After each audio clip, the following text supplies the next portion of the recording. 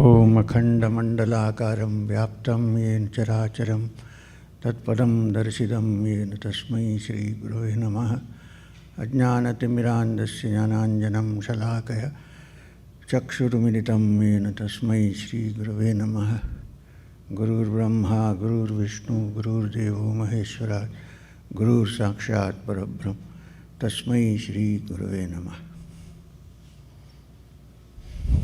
So, question is, Malayalathi samsarikano, English talk in English or talk in Malayalam? I know, lots of people here who probably don't know Malayalam. Not a bad thing. I'm just saying that you don't know. So, we'll talk in English. Hindi mein to nahi bolenge abhi. Since we are in the premises of the Guruvayurappan temple, and since last year also I came here to Dallas, visited the temple, I fulfilled my desire to see Guruvayurappan by coming to Dallas.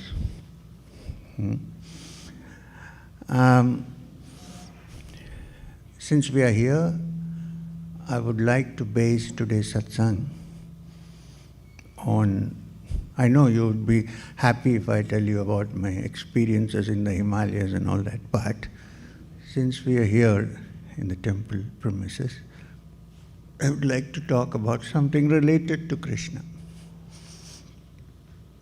And one important textbook, of which the source is Krishna himself, is the Bhagavad Gita. While various other descriptions like Bhagavad are about Krishna, one textbook, which is Krishna himself speaking, is considered to be the Bhagavad Gita. So it's a first-hand information straight from Krishna's mouth, because it's called Bhagavad Gita, Song of the Lord. It's very interesting to note that this particular text is called a Gita, a song.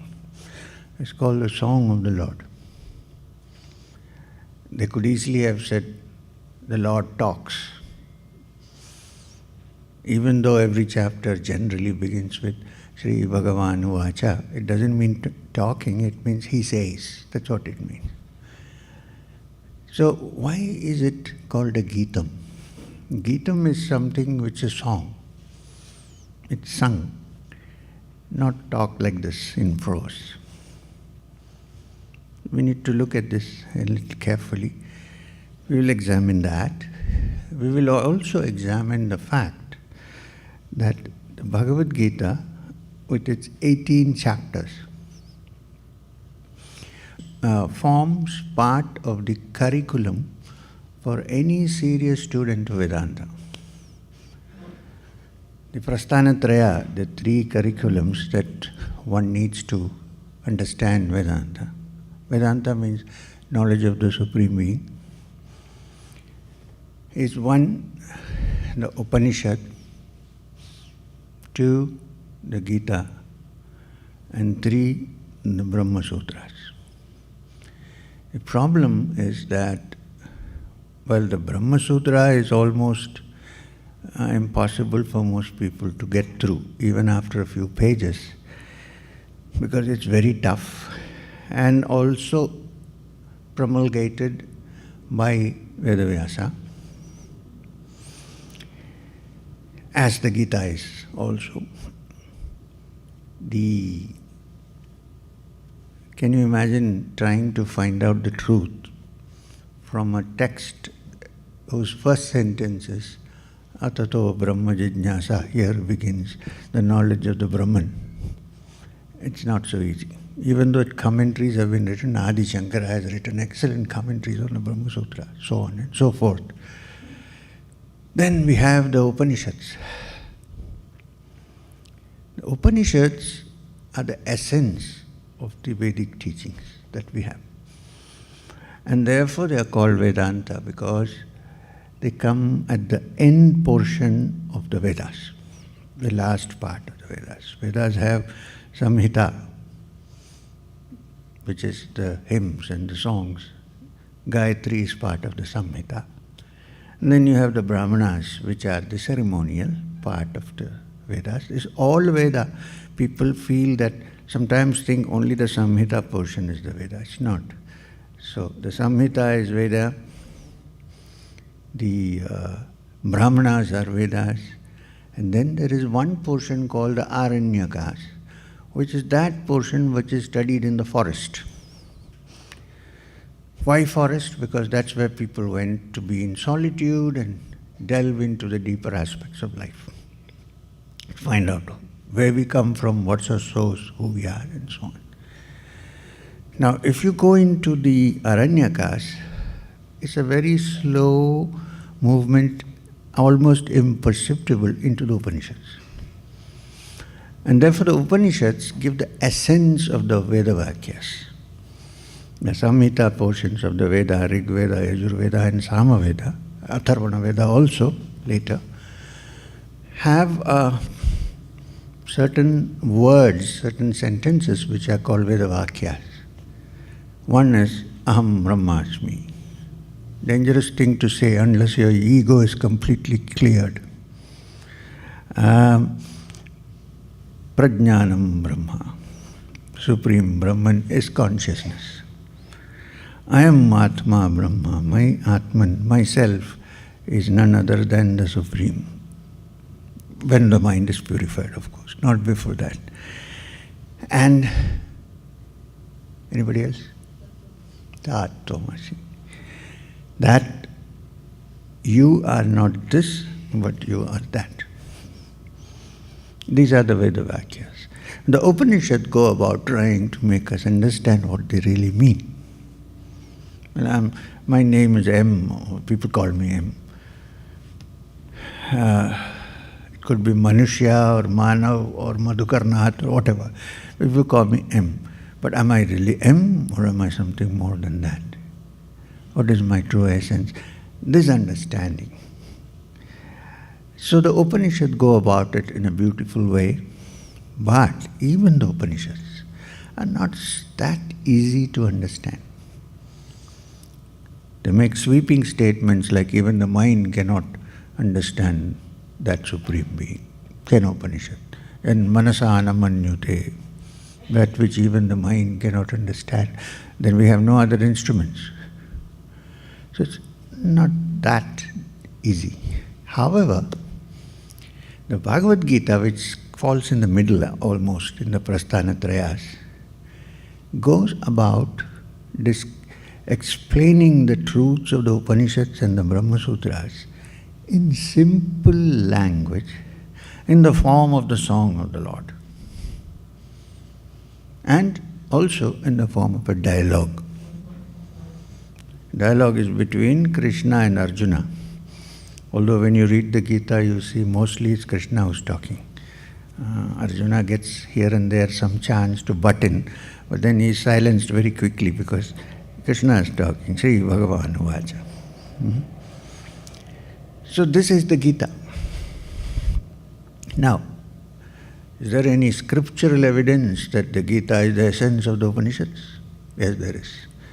Vyasa himself, while writing the Shanti of the introductory hymns of the Gita, said, Sarvo Upanishato Gau. If you think that all the Upanishads are cows,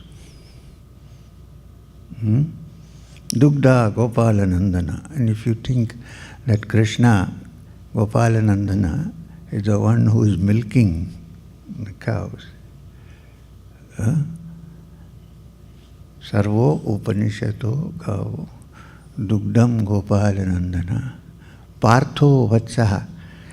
If you consider Partha or Arjuna to be the calf, when the calf hits its head against the udder of the cow, then there's milk flowing out. So in between, Arjuna butts in and asks, and it's given. Sudhir Bhakta, this is what the wise men enjoy. Please don't mistake the word men here. Wise human beings enjoy. Partho Vatsa. Sudhir Bhakta, what the wise enjoy. Dugdham Gitamritam Mahat. This is the milk of the immortal Bhagavad Gita. Vyasa himself has done an introduction to the Gita. This is one of the verses. So it is the essence of the Upanishad. And if you ask me, is Gita also an Upanishad? Yes. The Gita itself proclaims at the end of each chapter, Iti Srimad Bhagavad Gita's Upanishads of Brahma Vidyayam, but it also adds Yoga Shastri. It's also the science of yoga by which that which the Upanishads say can be understood. Sri Krishna Arjuna Samvad. Dialogue between Krishna and Arjuna. So this is the Gita. And one needs to look at this thing, why it's called a song. Because in a song, in music, there is no language.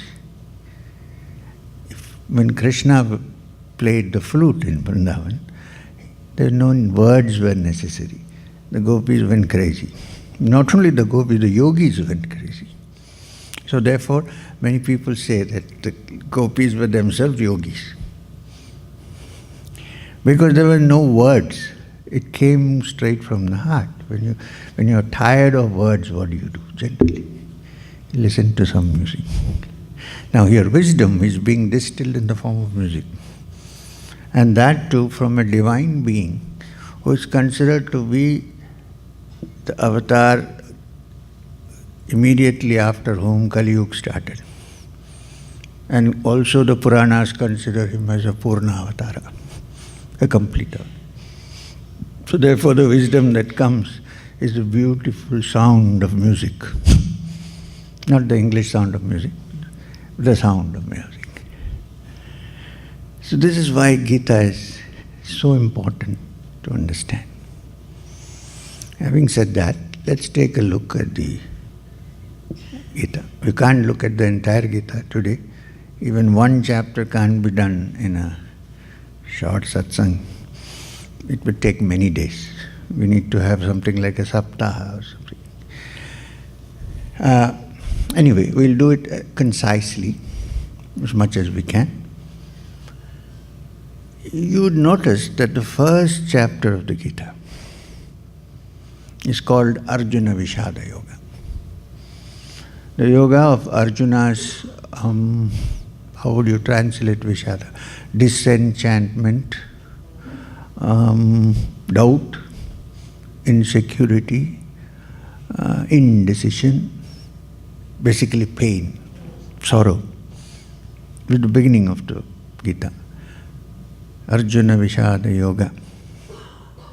I think it applies to all of us who stand in that level, insecure, not knowing what next step to take. It's meant for all of us Arjunas, not one Arjuna out there. Indecision, insecurity, pain, sorrow, we're faced with this in daily life. Well, if life was all pleasure and happiness, who would want to do anything more than that, or become spiritual? The Guru Granth Sahib has a beautiful saying, Dukh mein sumiran sab kare, sukh mein kare na koi. Means when you are happy, generally you may go to a temple, you may light a lamp and agarbatti bye-bye and go. But when you're in real sorrow, you may spend the whole day there saying, save me. So sorrow, in this world there is no situation where there is no some pain or sorrow. There is, even if you have everything, there is something. I keep meeting hundreds of people in my life. Someone has all the money they want, they don't have a child. Some have all the children they want, they don't believe in family planning, but there's no money.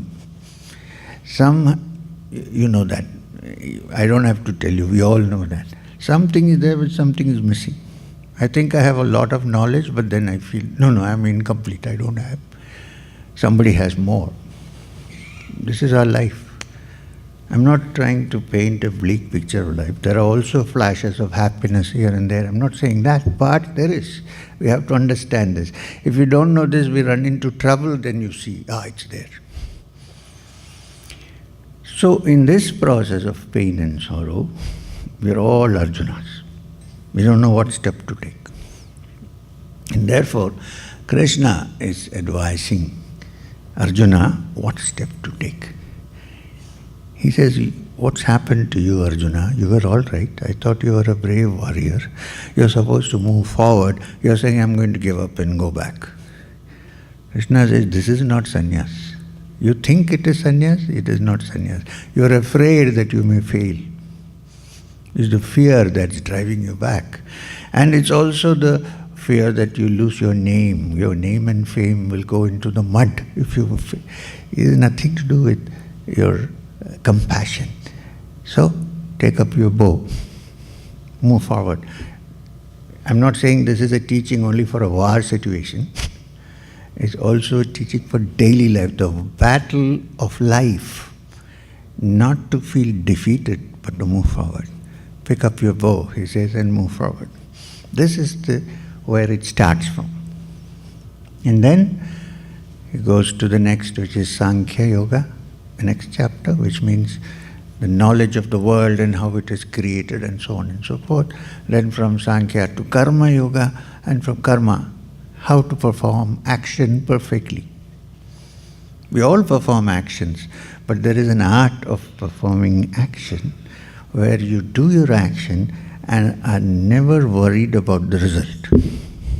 And if you have complete attention on what action you are doing, there is no need to actually worry about the result.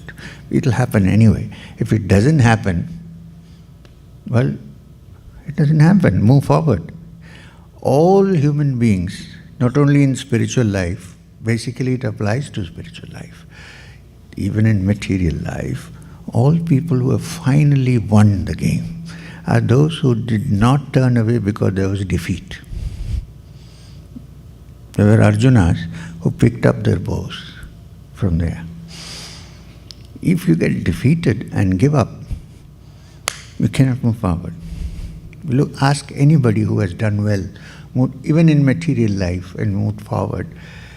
It said not to accept defeat, but to consider defeat as a lesson from where you can learn many things and take the next step to move forward. This is the teaching of the Gita. And Krishna, being a wonderful psychologist also, whenever Arjuna feels bad or feels depressed or let down, nowadays depression has become a common word. So much so that sometimes one wonders if it is a depression in the bay or a depression inside. Krishna, whenever Arjuna is down, Krishna peps him up. But then, how does he call him? Mahabaho, oh mighty limbed one. So Arjuna says, okay, fine, I'm going to fight this. So this is the teaching, not only for the material outside world. Nowhere does Krishna ask you to give up everything and run away, but also for the inner world. We who have passed through the spiritual journey know that it is a tough journey. It's not all hunky-dory. It's not as if, oh, you have retired, so I'll become spiritual. No.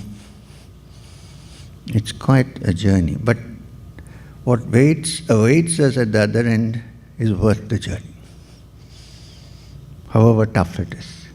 Because you come to that spot where everything is quiet, where everything is blissful, the world goes around, you do your work in this world, but you're free. This is the result of reading the Gita, if you read all the chapters and understand them. So there is Karma Yoga. Then there is also what is called Dhyana Yoga, yoga of meditation. There is not a single approach to the truth, to the spiritual practice, which has not been touched upon in the Gita, until finally you have Sannyasa Yoga. Okay, but today I want to stress a little bit on one chapter, because we are sitting near the temple. If everything was just pure wisdom and Vedanta and so on, there's no point in worshipping Krishna, having the temple. So there is some significance to this, important significance. So I want to look at this particular chapter, which is called Bhakti Yoga. It's very interesting to note that it comes as the 12th chapter, not as the first chapter. Why couldn't Krishna say, if it is bhakti that all you need, why don't we start from chapter 1? Why should we go and wait till chapter 12? To understand what devotion or bhakti actually is. Why?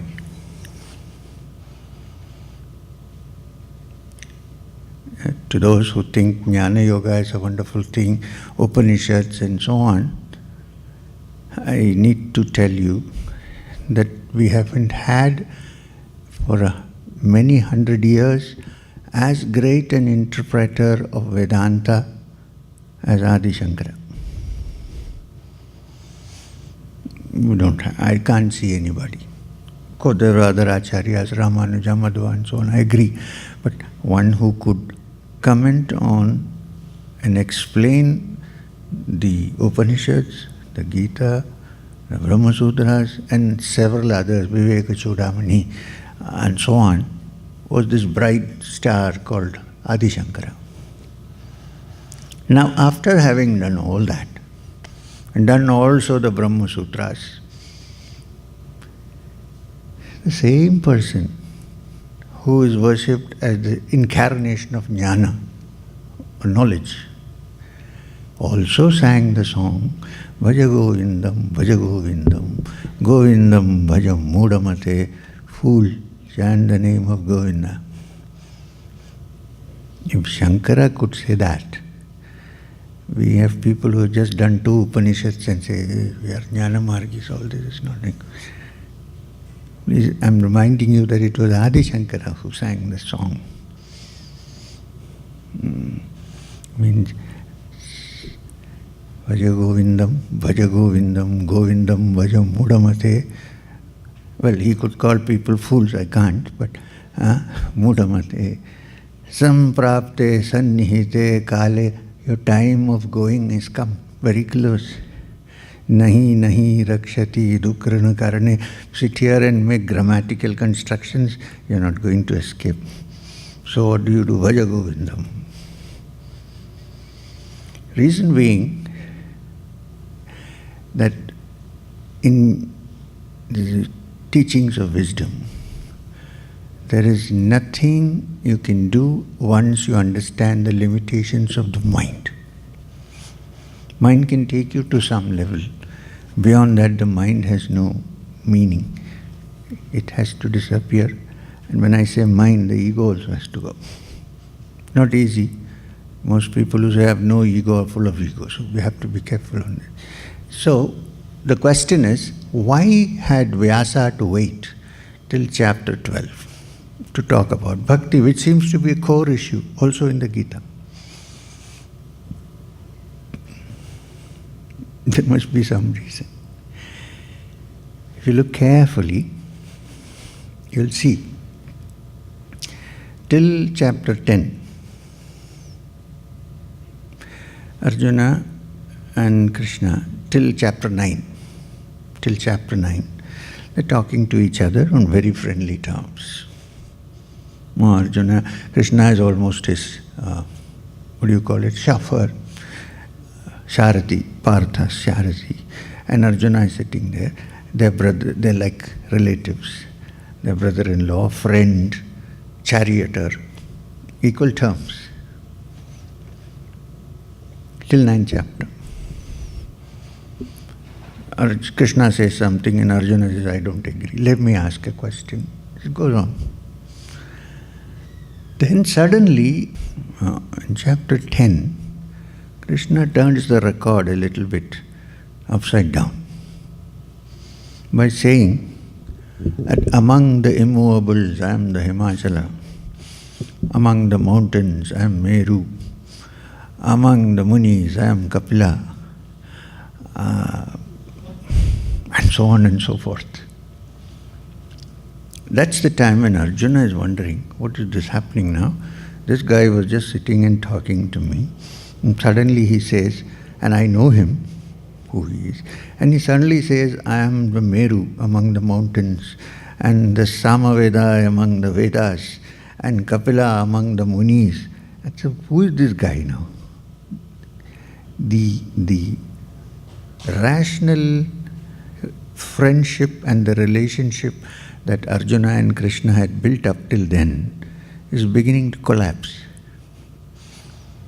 Arjuna is beginning to ask himself if he was perfect in judging him as this guy who he knows, or is he something else? Because he can't be sitting here driving my chariot and also saying, I am the Supreme Being. It's not possible. Suppose my chauffeur in India, while driving, suddenly turns back and says, I am Vishnu who has come down. I would think he's crazy. So, Arjuna is beginning to wonder if his little finite mind has actually placed this properly. The beginning of Arjuna's proper doubt, whether he can trust his own senses, whether he can trust his own image which he has created. And in chapter 11, everything goes for a toss, because suddenly there is something called Vishwarupa Darsana. And instead of seeing Krishna sitting here, he sees worlds coming in and going, and lights and stars, and the whole Milky Way is one. All the gods are seen together. So his so-called logical framework is completely broken at that point. He knows that this puny little mind or brain of mine cannot understand this. Then Vyasa comes and starts the Bhakti Yoga chapter. So till that happens, it's difficult to digest Bhakti. Sometimes intelligently one can understand this even without going through all that. Anyway, Krishna is not here in front of us right now to become the Vishwarupa Darshana. Okay. But seeing the Gita and reading it, we can understand that Bhakti is that feeling which starts when we begin to understand that our brain and mind are too puny and cannot grasp the infinite. Then what do? Just ask for it from the depths of your heart. Till then, yoga can take you, Vedanta can take you, but after that, you have to transcend this mind, ordinary mind. This is why it is so important. So one waited till the 12th chapter to talk about it. And what is the question that Arjuna asks Krishna in the 12th chapter? One of the few chapters which starts with Arjuna Uvacha instead of Sri Bhagavan Uvacha. So it's meant for all of us. Krishna allowing us to speak. Arjuna Uvacha. What does Arjuna ask? It's a very interesting question. Arjuna asks Krishna, okay, now I accept that what you say must be the gospel truth, because you are not an ordinary being. I have seen it. So tell me, some say that those who worship the Supreme Being as the formless, ultimate Brahman, almost intangible, cannot be defined, and so on, in the Vedanta. Some say that they are the greatest of yogis. Some say that those who worship you as with form, not only you, in any form, are the greatest of yogis, the bhaktas. According to you, I am ready to accept now what you are saying, because I know you are not an ordinary person. According to you, who among them is the greatest of yogis? But you must understand that in this chapter, yogi and bhakta are interchangeable terms. Because while describing who is a great yogi, Krishna always repeats, Yaha Bhakta Same Priya. That devotee is dear to me. So which is better? To worship you like this, in name and form, or to worship you as the Supreme Being? Some say that they are the greatest of yogis. What would you say to me? So Krishna says in a very nice way that, well, those who worship the Supreme Being as the formless, all-pervading reality, Isha Vasyamidam Sarvam, are also great yogis. Great rishis have been there. I agree with you, but for most of us who live by form and name, Nama and Rupa, it's not so easy to touch that kind of thing. Is we live by form and we live by name, Nama and Rupa. Suppose I know your name. The moment the name is mentioned, I know you. I've seen the form in my mind. Or I see the form in my mind and say, oh, this is the person, this is the name. This is how our whole life is like, entire life. Imagine going to your office and not recognizing your boss. It's all through name and form. Also, even if you don't want to think of the name and form of the divine, we are very fond of our own forms, our own names. Can you imagine somebody calling you with the wrong name? You're terribly agitated. It's so important for us. And form. I go into a crowd and somebody calls me by the wrong name. What happens to me? Hey, this guy doesn't even remember my name. So name and form is, what do we do early in the morning when we wake up? What do we do? If you have a wash basin, nowadays everybody has one. And what is there on top of the wash basin? A mirror, square or round, it's there. What is the first thing that you do? When we say, oh, we are not concerned about name and form, we first look at our form. First thing in the morning, are my eyebrows properly plucked? I mean the ladies. How many more grey hairs are there? Count the wrinkles. Is there some cream which can shake them off? So we are so concerned about name and form, but the divine has to be formless. So Krishna says, in this world where we live with name and form, it's very difficult for most people to go there. So it's good to do this and keep evolving until you touch that. This is a real experience. Somebody told me that he's very religious and spiritual, but he does not believe in idol worship. Said, very good. Then he invited me home for lunch. I went there. Almost every wall that I saw, there was a big framed picture of Amitabh Bachchan, a film hero in India. I said, maybe you don't like idols, but you like matinee idols. So, it's natural for human, I'm not blaming him, natural for human beings to have something. If you don't have anything, then people worship the Guru. Even the Guru who says, there is only the Supreme Being, you will find his pictures everywhere. Ramana Maharshi, I'm not saying anything against it, I'm just saying how the mind works. Ramana Maharshi said all this is not required, find out who you are. How many pictures of Ramana Maharshi are there in our room? What do we do? So form and name are important. So Krishna says to Arjuna, while if you want to do that, it's fine, but normally it's required. For most people it's not possible. Symbol, sound, name, form, these are things that take you on towards the Supreme, step by step. And therefore, entire system of worship that has been brought about. And in our country, in India, it's elaborate. Some of the worships being done are very elaborate. We have so many. In a temple, in South, especially in Kerala, there is not only a pujari, there is also a tantri who decides what is to be done. In fact, very often the tantri is more important than the one who actually does the puja. All kinds of things have to be done, and we won't go into that. And then prana pratishta has to be done. So many things. So he says, this is what it is. But then comes the crucial point.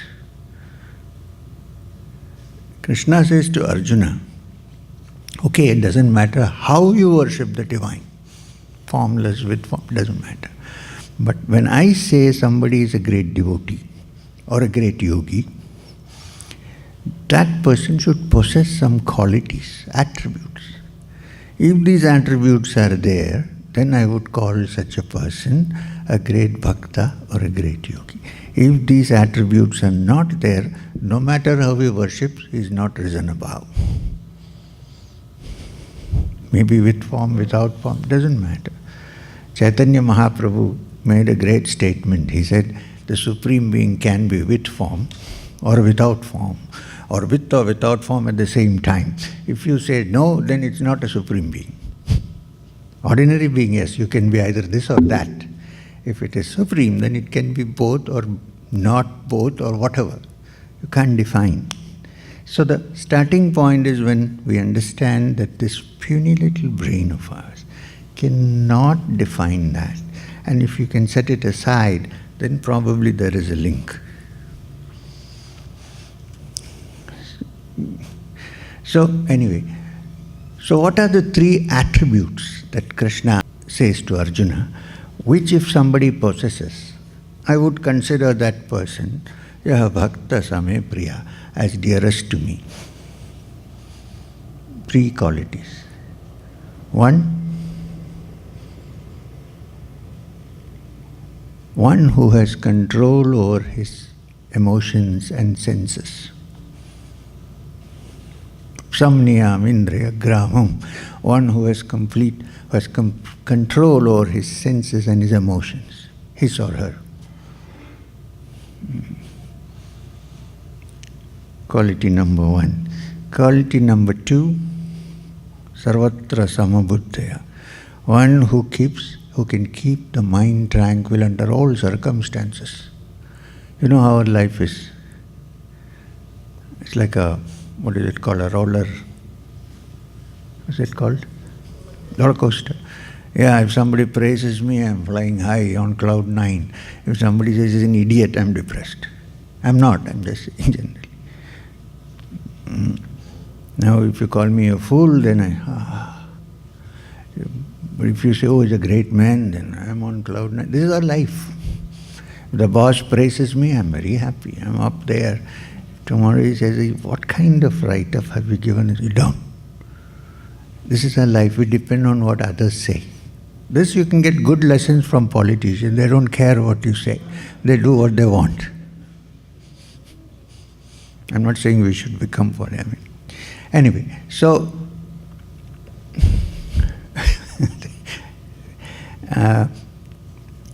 there's another statement in the Bhagavad Gita which says, Tulya Ninda Stutir Muni.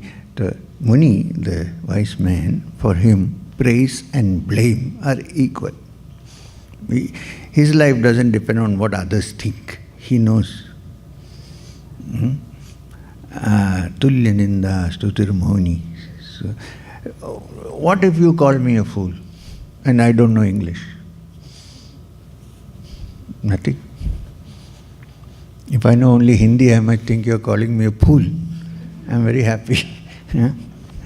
So, these are actually irrelevant, what people think you are. You should know what you are, how you are. So a person, and sorrow and happiness, it can come at any time.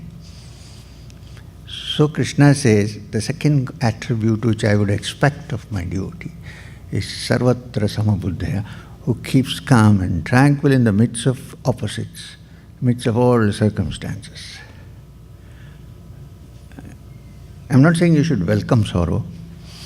When it comes, give a cup of tea, talk and let it go.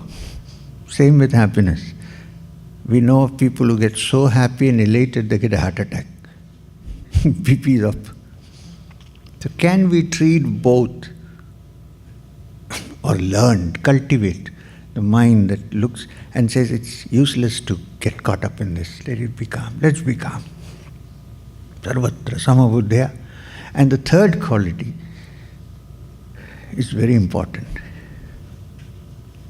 Sarvabhuta hite rata. One who has the welfare of all living beings in his heart. When you say all living beings, please include human beings also. Yeah.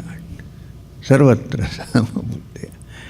So, Krishna says, if all these three qualities are there, then I would call such a being Yaha Bhakta Same Priya, Bhakta who is close to me. With these qualities, one can walk on the spiritual path and someday, hopefully, come face to face with the Supreme Reality.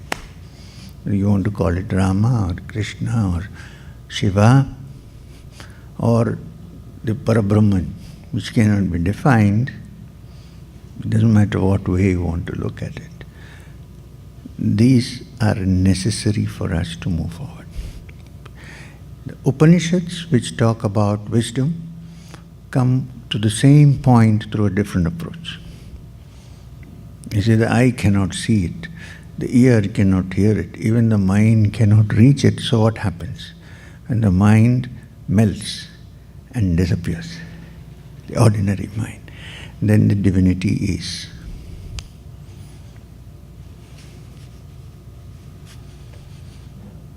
So that's all I wanted to tell you.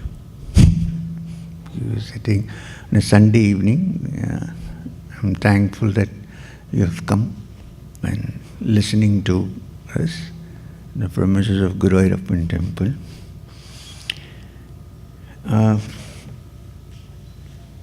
Started at 6. It's 6:50 now. So I'm not supposed to have a question-answer session, but you're welcome to ask questions.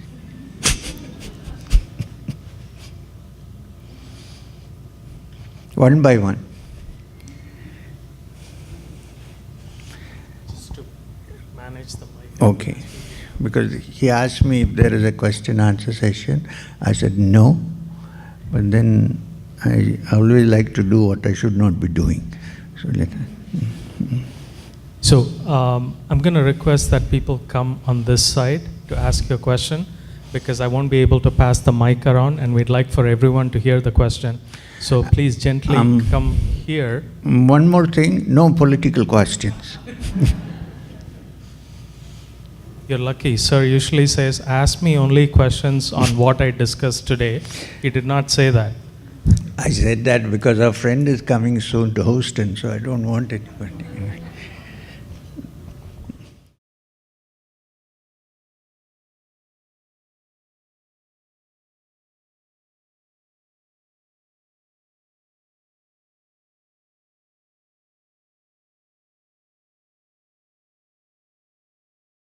Pranam Guruji.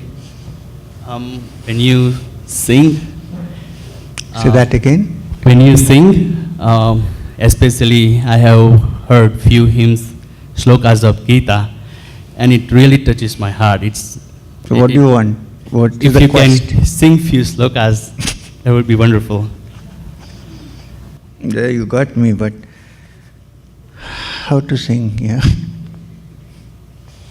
At least I usually have a tampura with me. I don't have anything. You have a tampura. How? On the phone? Oh God, no escape.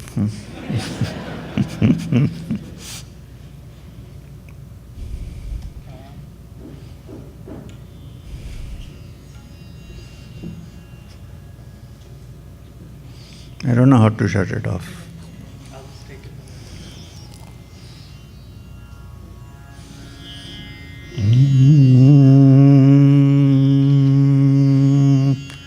Okay.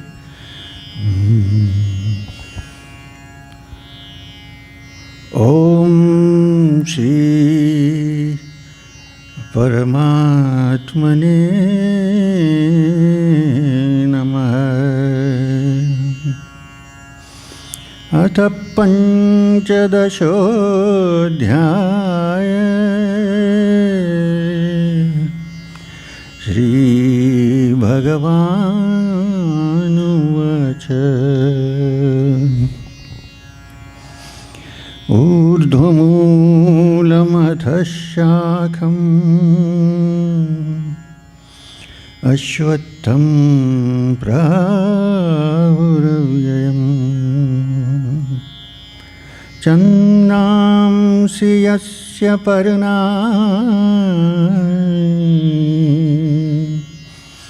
yastam veda savedavit. Athashordhvam prachurdhastasya shakha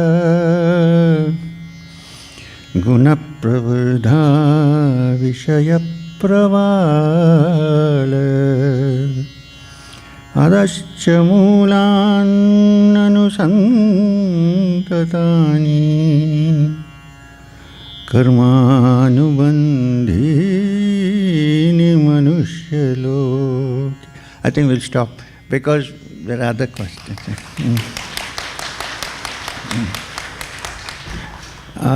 Thank you for asking me to sing, whoever did that.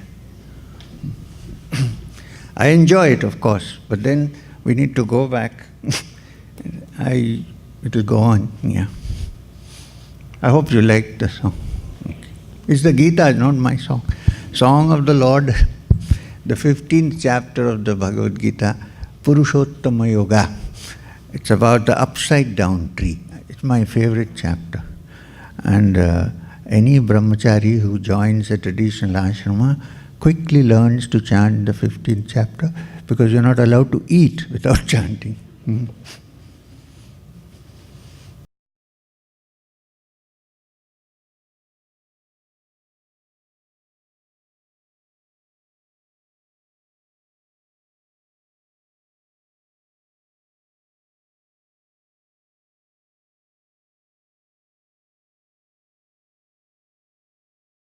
Pranam Guruji. I was introduced to your teaching through Raja Chaudhary, and then I saw your videos, and the best video so far for me was the one you gave on the Buddha at the gas pump. Where? The radio channel is called the Buddha at the gas pump. Oh yeah, long ago. Yes. Last year. I think 2 years ago. 2 years ago. And to comprehend your experiences, I had to listen to that 2-hour video twice. So my question is, obviously I'm not comparing my experiences with yours, but they were so profound with the out-of-body experiences and seeing the Nagaraj or the extraterrestrial human beings on earth. So when we meditate, that expectation to see something, is that wrong? I think you should forget about all that. Because when I started my spiritual life, I was not meditating to see extraterrestrial or anything of that kind. It so happened that in the progress of my spiritual life, all these things happened to me. I don't consider that as very important. Well, it happened, so I know that such things are, but that's about it. But your attempt in the spiritual journey should not be for that. It should be to find the inner essence of your being. If you found the inner essence of the being, you can do anything. First that, which is why in the Patanjali's Yoga Sutras, there are several chapters, 4 chapters. One is called Vibhuti Pada. That means the chapter on Vibhutis, extraordinary capacities that a yogi develops in practice. But there is a warning at the beginning and at the end saying that don't fall into this. Watch out. Don't get carried away by it. Because this is something that occurs. Don't give it too much importance. Suppose I had not said that, then you would have thought, oh, he's not a spiritual guy. It's not like No, that I know you are. So since you talked about Vibhuti, No, I don't can know. I have some I don't know myself if I am. Okay. Then. Can I have some vibhuti from you? Huh? Can I have some vibhuti from you? I don't have any vibhuti. See, this is the problem. Then you fall into that.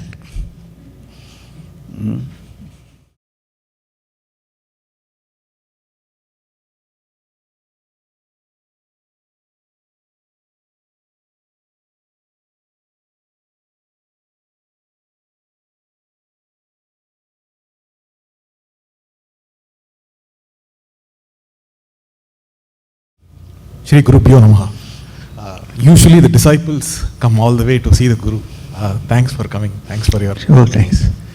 I have a very technical question. The Jagat is Mithya. Is it? Vedanta proclaims. And Brahman is Nitya. Now, Brahma Satyam Jagat Mithya.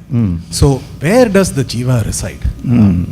The Jiva, across all the 5 koshas, the Anandamaya kosha is where the causal actually is residing. But from a placement standpoint, where does the Jiva reside and where does this kosha reside? First of all, somewhere along the line we have misunderstood this statement, Brahma Satyam Jagat Mithya. Jagat Mithya does not mean that the world does not exist. I'm telling from my understanding. Jagat Mithya means the world does not exist as you think it exists. There is existence, and that pure existence, not how it exists, in what mode it exists, is the Brahman itself. Instead of saying Brahma Satyam Jagat Mithya, I would say Sarvang Jitad Brahma. Everything is Brahma. But we look at it as the world. It's our problem. When that is removed from your mind, then there is only the Brahman. Then there is no world. But as long as that happens, the world is very much here. So, therefore, to the question about Anandamaya Kosha and the soul, the Jiva, according to Vedanta, since you asked me from that base, exists as an individual identity only as long as it touches even the Anandamaya kosha. Once it is cleared all koshas, it has no separate identity. There is only the Brahman. So the question of where it is located, it does not arise. It is located everywhere, but it is located for me in me because it's working through me, through this point.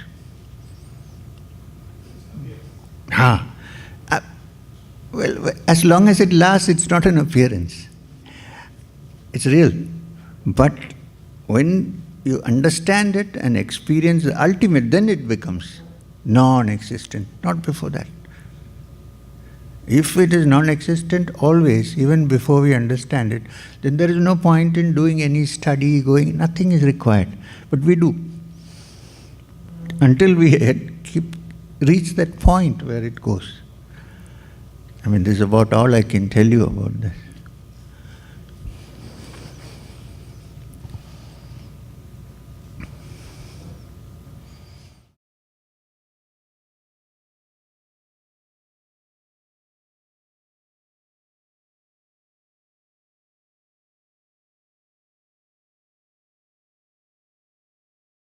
Namaskar, Guruji.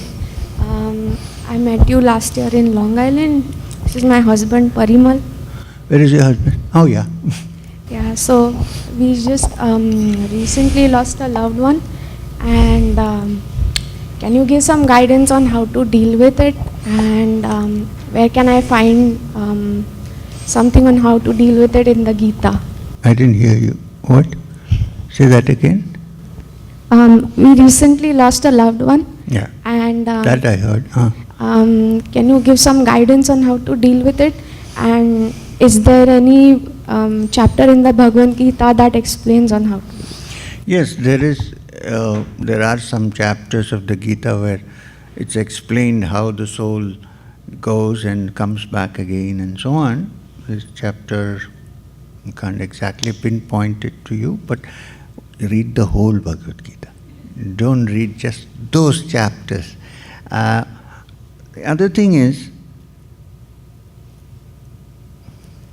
coming and going, being born and dying, is part of the cycle of existence. No one can stop it. It goes on. Even I will go after some time. The greatest people, Swami Vivekananda is gone. Krishna himself went. So this going is part of this whole cycle of existence. You have to accept it. There is no way you can... Well, I know it's not easy. I can say this sitting on the stage, but when a loved one goes, I might feel, I don't know, I haven't seen this happen, but it could happen. So it's not easy, but keep in your mind that actually this is a part of the cycle of existence. But remember that from our understanding, the soul does not die. It goes back to its source, and then it comes back again to finish its ambitions and desires. So we are worried because this being as we know the person is gone. Not because the person has gone, but the person as we know has gone. So you must say, what we know has gone, but that doesn't mean it's gone, it's existing. And take some kind of solace from it, that's all I can tell you. And don't attempt to reach that person, or that's futile. I mean, it can create unnecessary problems for human beings. Don't do all that. Let the person go. And read the Gita. Don't read only few chapters, 5th chapter and so on. Read the entire Gita. It will help you in this time when you're going through this problem. Who passed away? My child. My child. It's even more difficult. It's more difficult to cope with. I understand. But what do we do? If I could produce the child and give you, I would have been happy, but I can't.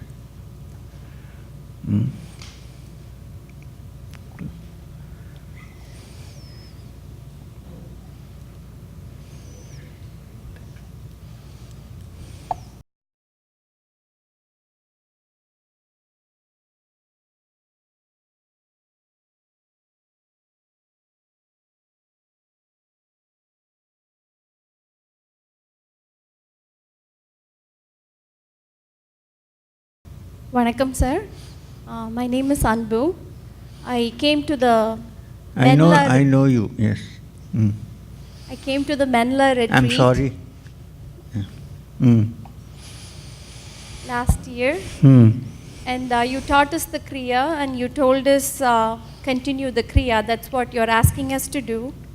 So me and my friend, we said we'll do it for 48 days. And we checked on each other, and we finished the 48 days. Your friend here? She's in Boston. Okay. And then we told each other, I'm going to have a resolve in my mind that until I see sir next time, whenever that might be, I'm going to continue the Kriya. And this morning, I was so happy because every single day Kriya happened. Are you happy that I came before you could do long? I'm asking you for more strength to continue this every day.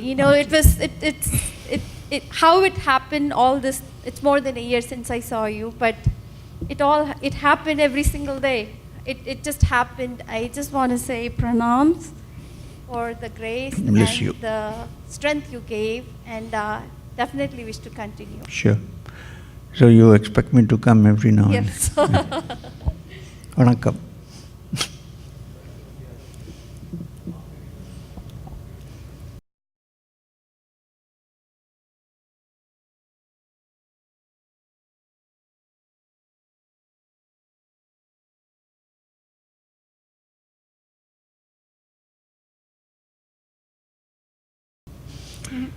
Jennifer, don't make it very long. Pranams. I'm from Texas, so welcome to Texas. And I just wanted to ask a question, from my son, actually, and it's kind of related to this other question. He had a friend die when he was in 1st grade, and his question to me is why explaining to a child, like, why does the Lord take away children so young? I mean, one can understand when one's old, it's time to go, or whatever, you make peace. But how do you explain to a child, like, why? You need to sit down with the child and make him understand that all people who are born on this earth have to die at some point. Some go early, some go late, but we need to all go at some point. Don't make it sound so dangerous and, like a nice way. You should explain to him that all human beings at some point have to go. It so happens, due to various reasons, that this boy had to go a little early. This is the only explanation you can give to a little child. There is no other explanation.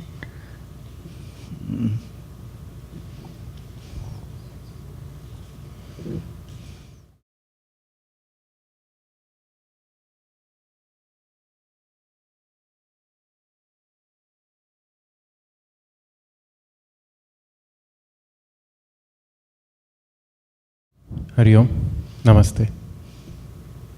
So, you said one who controls over emotions and senses. Say that again. One who controls over emotions and senses is dear to Krishna. And the second was one who keeps mind tranquil. So, we all, we know that. But then how do you remember that every time? How you do? That's my question.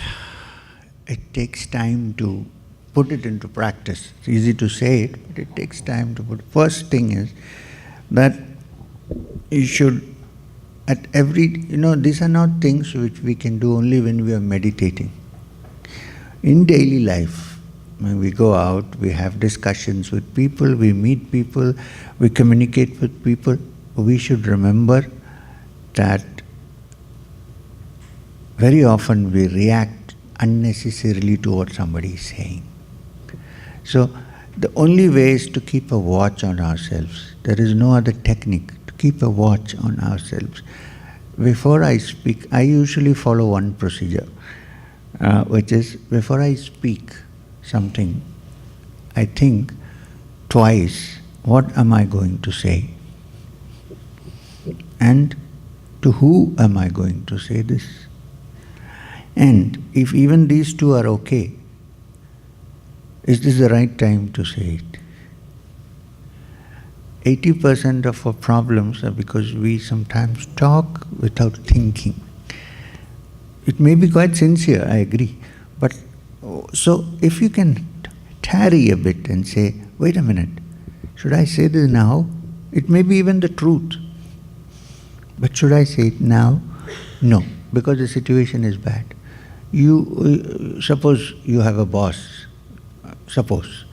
and he comes into the office after having a big fight with his wife, suppose. And you go and tell him, sir, I think this whole thing that you're saying is nonsense, we need to change it. What will be the reaction? You may be right, but he's coming with a background, with some luggage. So the reaction can be disastrous. So if one is careful in one's life while performing action and while speaking and even while thinking, if you can see it before it actually expresses itself, it takes some training to do that, then you can probably get out of it. This is when you are moving on the spiritual journey. If you have touched it, whatever you are seeking, then all this becomes natural. You don't have to put any effort out there.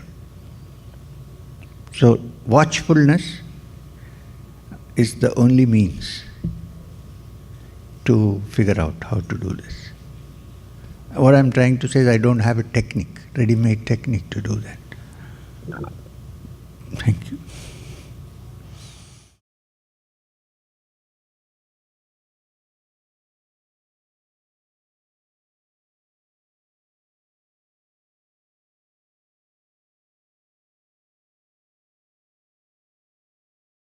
Why were you waiting so long?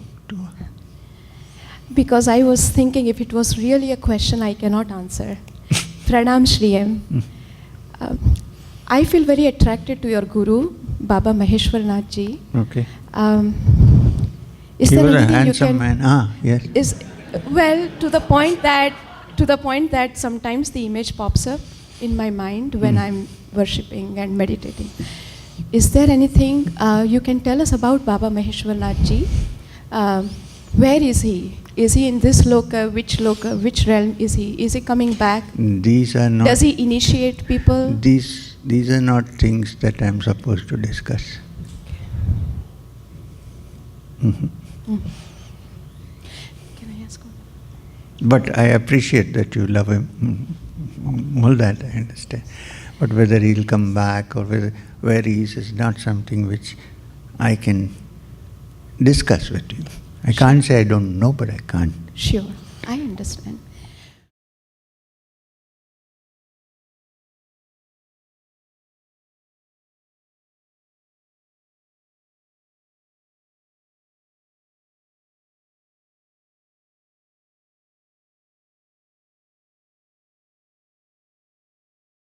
The question I have is, I understand in the state of non-duality that there is no difference between this Atman and Paramatman. But in the state of duality, like when you are not in Samadhi, but you are still, trying to get there, does the divine care to give you any kind of objective experience? Does the what? Any kind of objective experience. Say that again, the question. So in the state of duality, Okay. like the state when Like your we are mind hasn't always. established, Like exactly. most- Is there a divine interplay where the divine, your Ishta, someone who you are meditating on all the time and japa and everything, does that Ishta, he or she, Nama Rupa, care to come and, engage with you, the sadhak, in any way? I mean, do you have anything from your experience where... Depends upon your seriousness and your concern about this deity. Depends upon your seriousness. Because the deity has lots of work to do, not one person to take care of. So if it is for silly things and all, you don't expect. But if you're really serious and there's nothing other than that in your interest, then there are interventions have happened many times. It's possible. It is possible. Depends on your seriousness. Dhanyavad. Welcome. I think we need to wind up now. So there's a vote of thanks from the secretary of the temple. Where is the secretary? Thank you very much. I'm sorry I need to go now. Hopefully we'll meet somewhere, sometime. Thank you. Pranamam.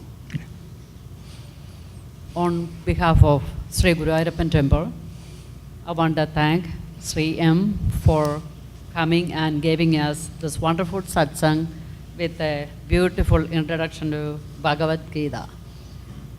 Also, a big thank you to Blossom Foundation for choosing Guruvayurappan Temple for this special occasion, and we're looking forward for more opportunities with Sri M satsangs in the near future. Thank you. Thank you.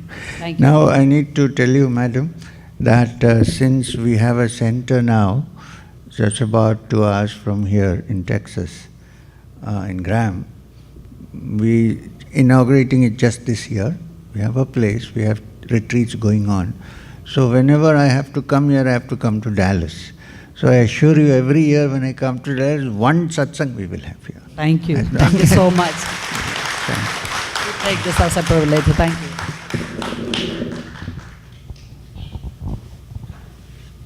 Hola, ma. Appa.